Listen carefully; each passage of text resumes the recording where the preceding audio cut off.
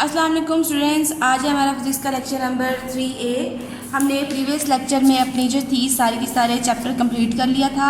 आज हमने स्टार्ट करनी है अपनी एक्सरसाइज में हमारे पास तीन चीज़ें होती हैं: multiple choice questions, review questions and then conceptual questions. सबसे पहले जो है मल्टीपल चॉइस क्वेश्चंस करते हैं। तो फर्स्ट वाला MCQ क्या है? Which of the following quantity is not change during the refraction of light. Refraction of light में कौन सी वाली क्वांटिटी चेंज नहीं होती? फ्रिक्वेंसी जो है वो चेंज नहीं होती। सेकेंड वाला क्वेश्चन है, a converging mirror with a radius of 20 centimetre creates a real image 30 centimetre from the mirror, what is the object distance. तो आपने क्या करना है कि ऑब्जेक्ट का डिस्टेंस निकालना है। तो आप लोग यूज़ करेंगे वो वाला फॉर्मूला, मिरर फार्मूला जो हमारे पास था 1/f = 1/p + 1/q। उनमें सारी वैल्यूज लगा के ऑब्जेक्ट का डिस्टेंस जो है q आप निकाल लेंगे। उसके बाद आपके पास क्या है, an object is place at the centre of curvature of the concave mirror, the image produced by the mirror is located. अगर हमारे पास ऑब्जेक्ट जो है वो सेंटर ऑफ कर्वेचर पर हो तो इमेज भी सेंटर ऑफ कर्वेचर पर ही बनेगा। उसके बाद वाला है, an object is 14 centimetre in front of a convex mirror, the image is 5.8 centimetre behind the mirror, what is the focal length of the mirror. आपने जो था सेकंड वाले MCQ में आपने निकालना था ऑब्जेक्ट का डिस्टेंस q, लेकिन यहाँ पर आपने क्या निकालना है, फोकल लेंथ निकालनी है। तो आप इसमें भी मिरर फॉर्मूला ही यूज़ करेंगे 1/f = 1/p + 1/q वाला। उसके बाद आपके पास क्या है, the index of refraction depends on, कि किस पे डिपेंड करती है? इंडेक्स ऑफ रिफ्रैक्शन डिपेंड करती है स्पीड ऑफ लाइट पर। ठीक है, स्पीड ऑफ लाइट पर डिपेंड करती है इंडेक्स ऑफ रिफ्रैक्शन। तो ये आपके पास बी वाला ऑप्शन ठीक रहेगा। Which type of image is formed by a convex lens on a screen, कि कन्वेक्स लेंस से आपके पास कौन सा इमेज बनता है? अपराइट एंड वर्चुअल इमेज बनता है। डी वाला ऑप्शन आपका ठीक है। 7 वाला आपका न्यूमेरिकल MCQ क्या है, which type of image is produced by the converging lens of human I if it views distant object. तो हमारे पास कौन सा इमेज बनेगा? रियल, इन्वर्टेड और डिमिनिश्ड। हमारे पास बी वाला ऑप्शन जो है वो ठीक है। 8 वाला आपका MCQ क्या है कि image formed by camera is, के हमने कहा था कि कैमरा जो है वो हमारी ह्यूमन आई से रिजेंबल करता है, ह्यूमन आई की ही तरह होता है। तो इससे भी वही वाला इमेज बनेगा, real, inverted and diminished. If a ray of light in glass is incident on an air surface at an angle greater than the critical angle, the रे विल, कि अगर उसका जो है इंसिडेंट एंगल जो है क्रिटिकल एंगल से बड़ा हुआ तो लाइट क्या करेगी? हमारे पास रिफ्लेक्ट ओनली करेगी। ये बी वाला ऑप्शन इसका ठीक रहेगा। 10 वाला आपके पास क्या है, the critical angle for a beam of light passing from water into air is 48.8 degrees. This means that the light rays with an angle of incidence greater than the angle, के जो इंसिडेंस एंगल है वो greater है इसके critical angle से। तो हमारे पास क्या होगा कि लाइट टोटली रिफ्लेक्ट करेगी। ठीक है, ये आपका कंप्लीट हो गया MCQs।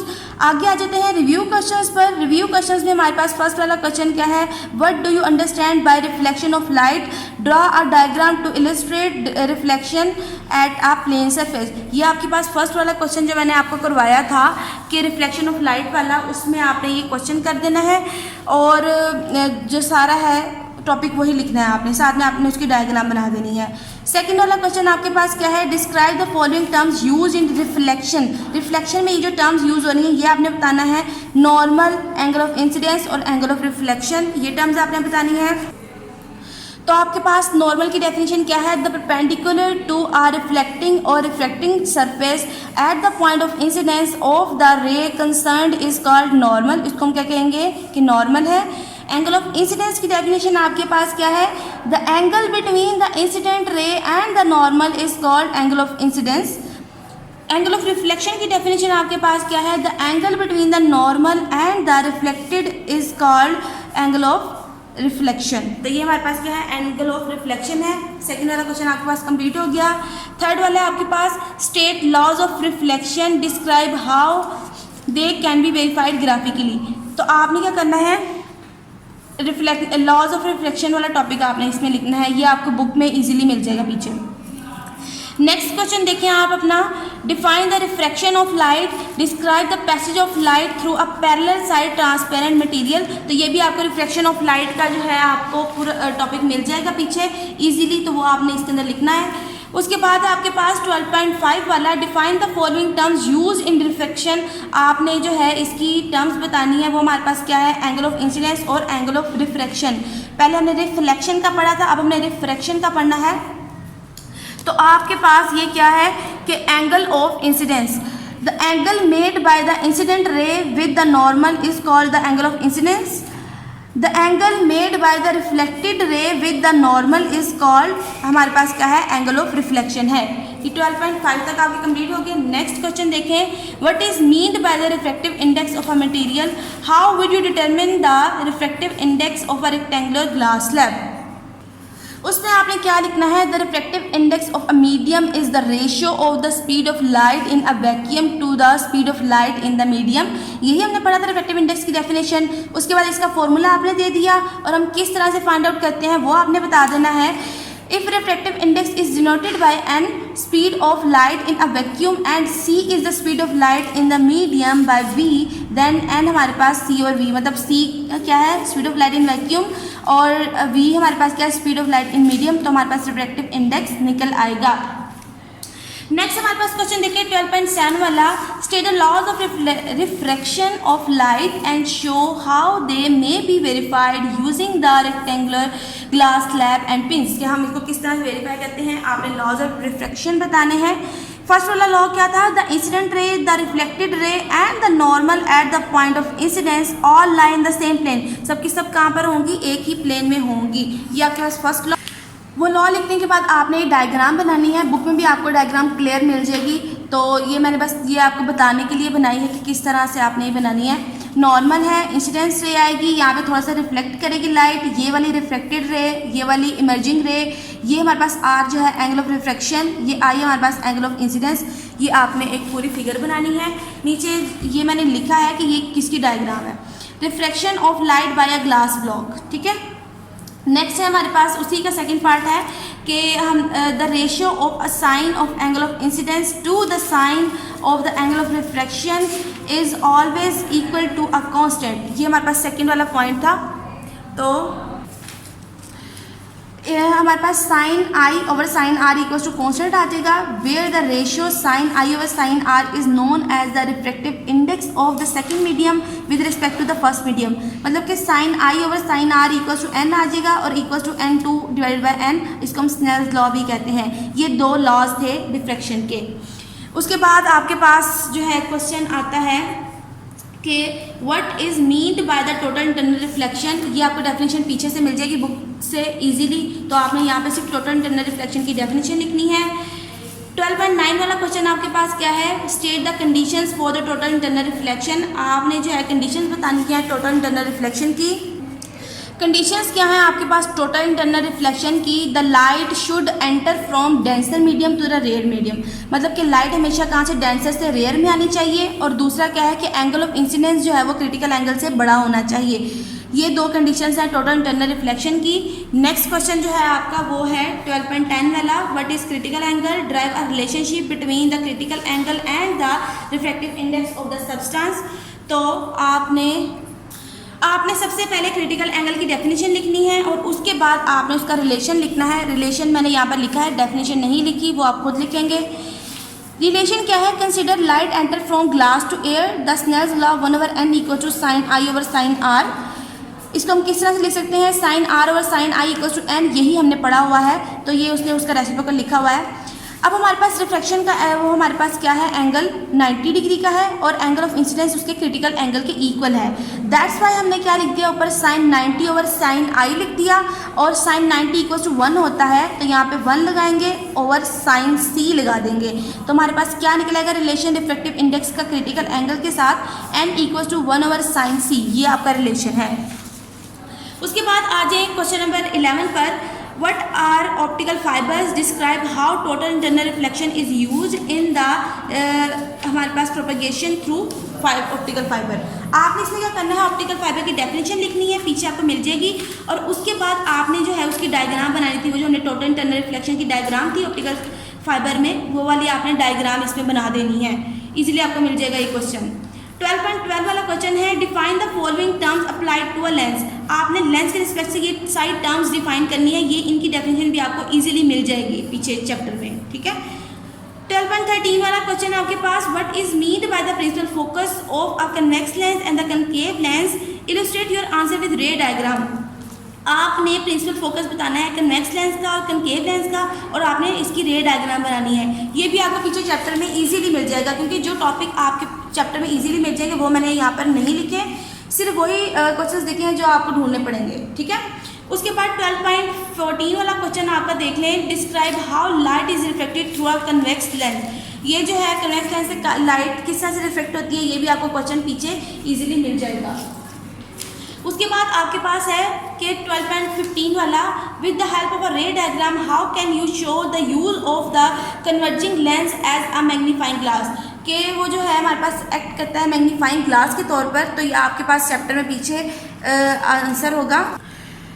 इसका आंसर आपको पेज नंबर 50 पे मिलेगा। ये सेकंड वाली जो डायग्राम बनाई हुई है, अ converging lens become a magnifying glass when an object is located inside the lens focal length. तो आपने क्या है कि जब वो लेंस फोकल लेंथ के अंदर होगा तो फिर वो क्या बनाएगा, एक्ट करेगा मैग्नीफाइंग ग्लास की तरह से, ठीक है। ये आपका आंसर है 12.15 का। इसमें आपने रे डायग्राम बनानी है ये वाली, ठीक है।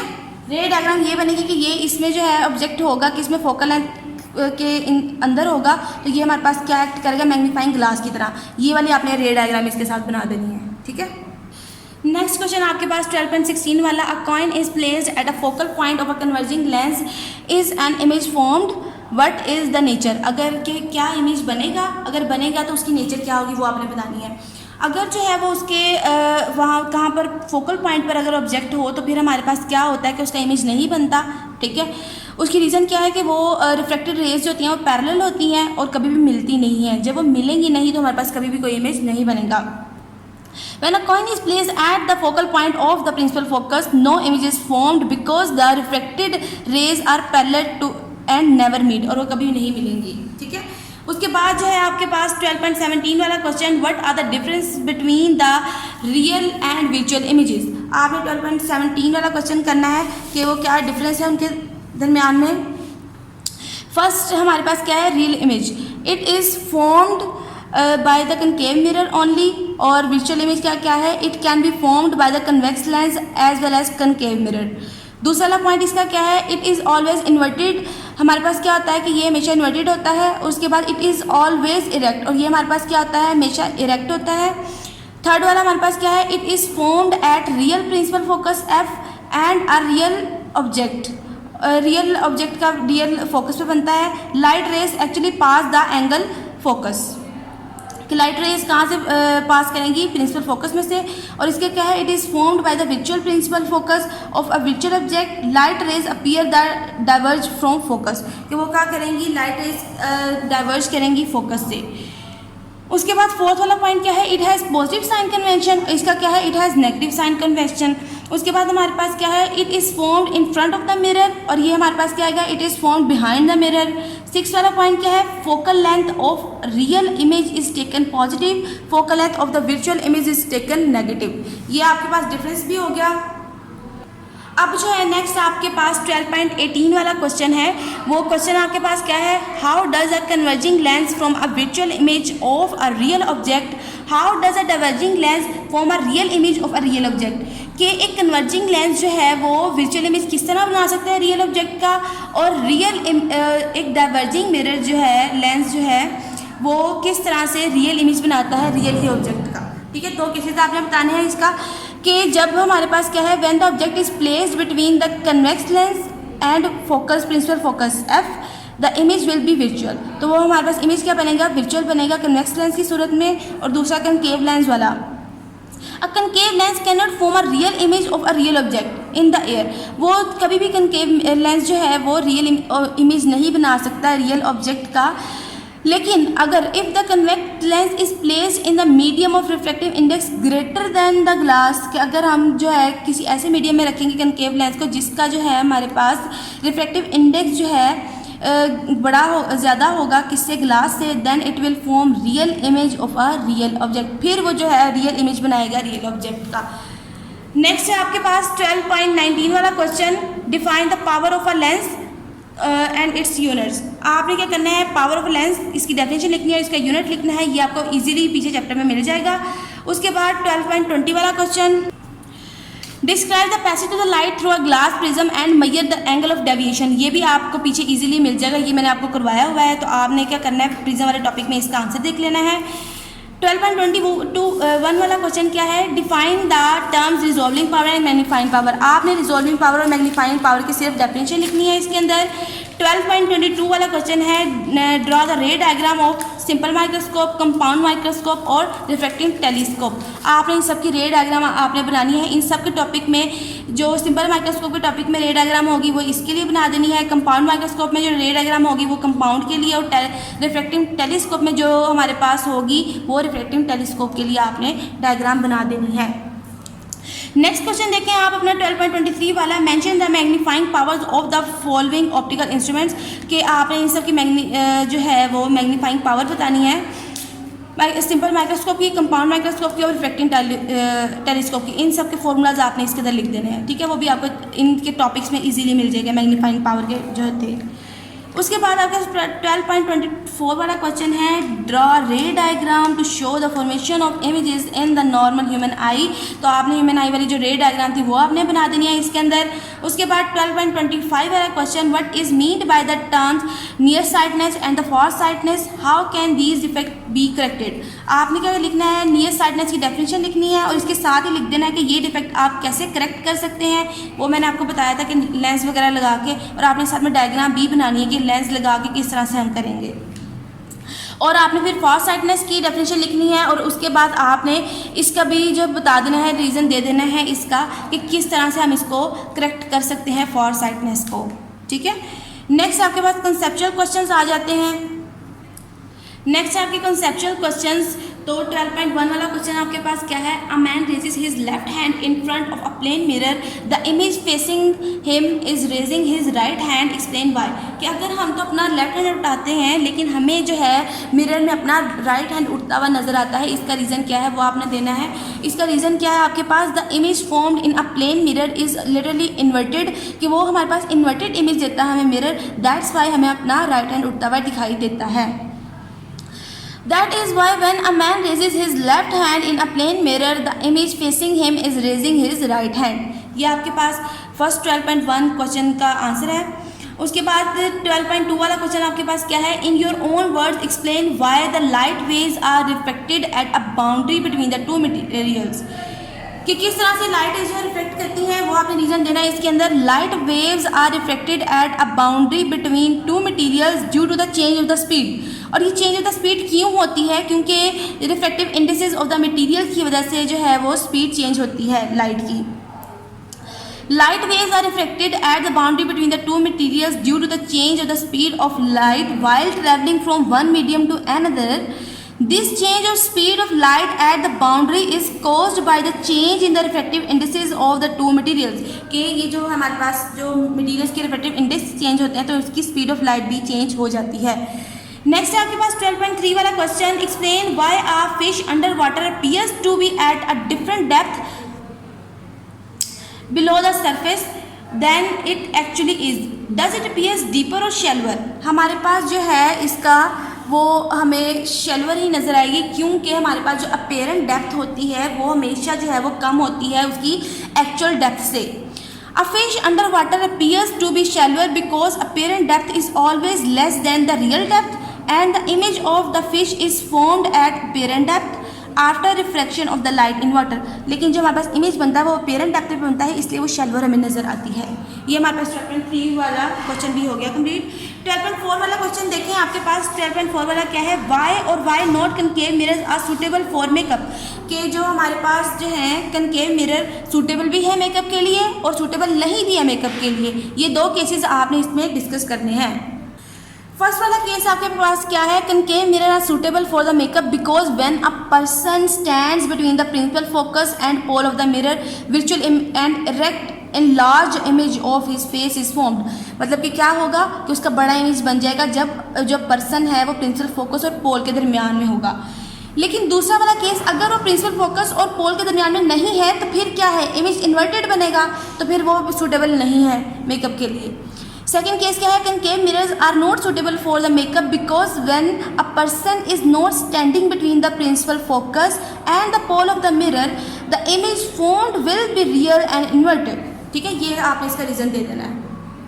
12.5 वाला क्वेश्चन आपके पास क्या है, why is the driver's side mirror in cars convex rather than plane और कनकेव मिरर, कि जो हमारे पास ड्राइवर का साइड मिरर है वो कन्वेक्स मिरर यूज़ किया जाता है इंस्टेड ऑफ प्लेन और द कनकेव मिरर। ये क्यों है, रीज़न आपने इसका क्या देना है, driver side mirror is convex mirror as it gives, हमारे पास क्या करता है, अपराइट इरेक्ट इमेज देता है, लेकिन इमेज जो है वो छोटा देता है। हम क्यों यूज़ करते हैं, उसका रीज़न ये है, it provides a wider field of view as it is curved outward, कि हम जो है वो कन्वेक्स मिरर यूज़ करते हैं जो कि हमारे पास जो है वो कर्व्ड आउटवर्ड होता है, तो हमें क्या करता है कि एक जो है वाइडर व्यू देता है। उसके बाद है जी 12.6 वाला क्वेश्चन आप लोगों का। 12.6 वाला क्वेश्चन क्या है कि when an optician testing room is small he uses a mirror to help him test the eyesight of his patient, explain why, कि अगर ऑप्टिशियन का जो है वो टेस्टिंग रूम छोटा है तो फिर वो एक मिरर यूज़ करता है। वो मिरर क्यों यूज़ करता है कि अपने पेशेंट की आईसाइट को टेस्ट करने के लिए। वो इसलिए यूज़ करता है कि जब वो मिरर यूज़ करेगा तो अल्फ़ाबेट्स जिसकी मदद से वो जो है पेशेंट की आईसाइट को चेक करता है वो डबल डिस्टेंस पर चले जाते हैं और वो चेक कर लेता है कि पेशेंट की आईसाइट कितनी वीक है। ठीक है, तो इसलिए वो मिरर यूज़ करता है। इसका रीज़न क्या है, to increase the distance of alphabets from the patient the optician uses plane mirror if his testing room is small, in this way alphabets appear at double distance than the size of the room. ठीक है, ये आपका answer आपने लिख देना है। Next आपके पास 12.7 वाला question, how does the thickness of a lens affect it's focal length, कि थिकनेस ऑफ अ लेंस कैसे उसकी फोकल लेंथ पे इफेक्ट करती है।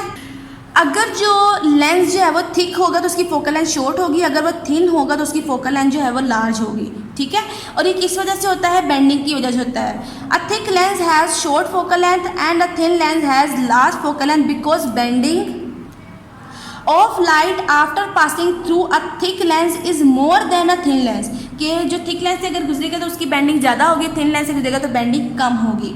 नेक्स्ट है आपके पास 12.8 वाला क्वेश्चन, वो क्या है, under what conditions will a converging lens form a visual image, कि कन्वर्जिंग लेंस जो है वो किन कंडीशंस पर विजुअल इमेज बनाता है, वो आपने इसकी कंडीशंस बतानी है। Converge lens forms a visual image when object is placed between, अगर जो ऑब्जेक्ट हम रखेंगे ऑप्टिकल सेंटर और फोकल पॉइंट के दरमियान में तो हमारे पास कौन सा इमेज बनेगा, विजुअल इमेज बनेगा। Optical centre and it's focal point the image formed will B erect and larger than the object, उससे ऑब्जेक्ट से बड़ा होगा, इरेक्ट होगा और साथ में हमारे पास क्या होगा कि विजुअल होगा। नेक्स्ट आपके पास 12.9 वाला क्वेश्चन। 12.9 वाला क्वेश्चन आपके पास क्या है, under what conditions will a converging lens form a real image that is same as the size of the object. अब हमारे पास क्या है कि कन्वर्जिंग लेंस जो है वो रियल इमेज बनाएगा और कितना बनाएगा, जितना ऑब्जेक्ट है उतना इमेज बनाएगा। तो ये कब होगा, जब हमारे पास ऑब्जेक्ट है 2f पर होगा, तो फिर क्या होगा कि उसका जितना ऑब्जेक्ट है उतना ही उसका इमेज बनेगा, उतना ही उन दोनों का साइज होगा। When object is placed at 2f from the optical centre of the converging lens it forms a real and inverted image that has the same size as the object. ठीक है, उसके बाद 12.10 वाला क्वेश्चन आपका, Why do we use refracting telescope with large objective lens of a large focal length, कि हम जो है रिफ्रैक्टिंग टेलीस्कोप में लार्ज ऑब्जेक्टिव लेंस क्यों यूज़ करते हैं, लार्ज फोकल लेंथ वाला। उसकी रीज़न आपने बतानी है। In refracting telescope we use objective lens of the larger focal length so as greater more light weak from the weak distance sources, मतलब कि हमारे पास क्या है कि हम गैदर करने के लिए ज़्यादा लाइट कहाँ से, वीक डिस्टेंस सोर्सेज से हम क्या यूज़ करते हैं, एक जो है लार्ज ऑब्जेक्टिव लेंस यूज़ करते हैं। It not only makes them more visible but also increases the resolving power of the telescope, ना कि ये इसको विजिबल बनाता है बल्कि क्या करता है इसको कि इसकी रिजॉल्विंग पावर टेलीस्कोप की उसको भी इंक्रीज करता है। अब आपका होमवर्क क्या है, आपने क्या करना है कि ये जो कंसेप्चुअल क्वेश्चंस हैं ये अपनी नीट कॉपीज पर लिखने हैं और इनको अच्छे तरीके से प्रिपेयर करना है। जो आपकी रिव्यू एक्सरसाइज थी उसमें आपने सारे के सारे क्वेश्चंस आपने याद किए हुए थे पहले चैप्टर में, तो आपने क्या करना है उन सब क्वेश्चंस को एक दफ़ा रिवाइज कर लेना है और एमसी